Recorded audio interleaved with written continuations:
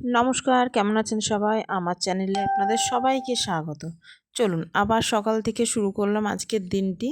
এই যে সকাল সকাল উঠে সব কাজকাম সেরে নিয়ে এবার স্নান করে চলে গিয়েছিলাম ঠাকুরঘরে। ঠাকুরঘরে পুজো করে তারপরে আসবো, এসে ঢুকবো রান্নাঘরে। ছেলের স্কুল আছে, সকাল সকাল তো রান্না করতেই হবে। তো এই যে চলে এসেছি। এই যে আমি না খুললে ঘরের পর্দা জানালা কেউ খুলবে না, লাগানোই থেকে যাবে। তো এই যে চলুন এবার রান্নাঘরে ঢুকেছি। এই যে একদিকে ভাত বসিয়েছি আর একদিকে বসিয়েছি কাবলি ছোলা সেদ্ধ করতে। তো ভাতটাও মনে হচ্ছে প্রায় হয়ে গিয়েছে। এবার ভাতটাকে নামিয়ে নেব, তারপরে তখন ঘুগনিটা বসাবো। মানে ঘুগনি না, কাবলি ছোলা পনিরের তরকারি করব। তো পনির মেয়েকে আনতে বলেছি, আনতে গিয়েছে, মনে হচ্ছে দেরি হবে। তো আমি এদিকে আলুটাকেও ভাপিয়ে নিয়েছি। আলুটা আগে ভেজে নিই, তারপর তো যদি পনির চলে আসে ভালো কথা, ভেজে বসিয়ে দেবো। আর তা না হলে তরকারিটা করে নিয়ে আবার আলাদা কড়াইয়ে পনিরটা ভেজে দিয়ে দেবো। কারণ এদিকে আবার না বসালে ছেলের স্কুল যেতে দেরি হয়ে যাবে, তখন আবার তরকারি পাবে না। আর পনিরের তরকারি এই কাবলি ছোলা দিয়ে করলে না, এগুলো খুব পছন্দের তরকারি ছেলে মেয়ের। তো ওরা খুব ভালোবাসে এগুলো খেতে।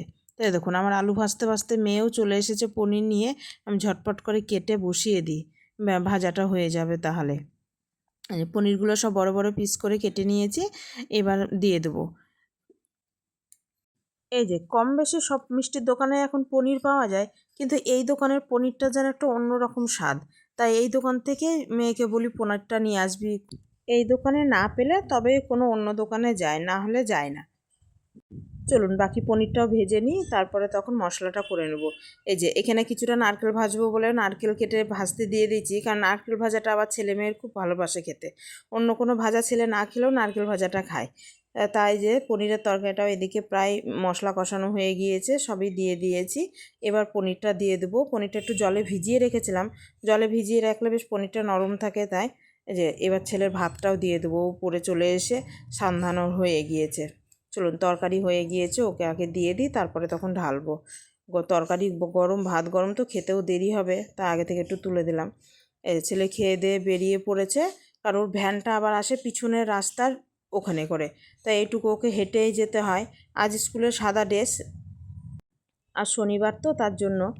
তো এই যে মেয়ের খাবারটাও এবার দিয়ে দিই। মেয়েও বললো একটা রুটি খাবে, তা একটা রুটি আর ওকেও একটু পনিরের তরকারি দিয়ে দিয়েছি। তো ওকেও খাবারটা দিয়ে দিই, ও খেয়ে নে। আর তারপরে তখন আমরা খাবো, আবার বাকি রান্নাটাও হবে। সব রান্না তো হয়নি, ছেলে যেটুকু খায় সেটুকুই সকাল সকাল করে নিই, তারপরে তখন বাকি খাবারটা করি।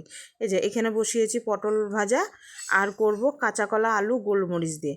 এই তরকারিটা আবার বাবার আর ওর দাদুর খুব পছন্দের তরকারি, কিন্তু এটা আমাদের আবার সেরকম কাউরির ভালো লাগে না। তা ওর বাবার আর দাদুর জন্যই করলাম। এই তরকারি হয়ে গেছে, এবার করব ওটস। ওটস খাবো আমি আর ওর বাবা, ওটস খাবো। তাই এখানে ওটসটাও করে নিই। ওর বাবা খায় এমনি ফল দিয়ে ওটস, আর আমার আবার কোনো তরকারি থাকলে সেটা দিয়ে ওটস খেতে খুব ভালো লাগে। তা আমি ভাবছি আজকে একটু এই কাবলি ছোলার তরকারি দিয়েই আমি আজকে ওটস খাবো। ওর সব দিয়ে খেতে বেশ ভালোই লাগে। আর ওর বাবা এই যে শশা নিয়েছে আর কিছুটা ভেজা বাদাম নিয়েছে, এই দিয়ে ওর বাবা আজকে খাবে। তো চলুন আমরাও সকলে মিলে এখন খেয়ে নিই, তারপরে তখন করব বাকি কাজগুলো। কারণ অন্য সব কাজ করতে গেলে আর সকালে জলখাবারটা খাওয়া হয় না। তাহলে ভিডিওটি আজ এখানেই শেষ করলাম। ভিডিওটি কেমন লাগলো জানাবেন। ভিডিওটি যদি ভালো লেগে থাকে তাহলে একটি লাইক করে দিবেন।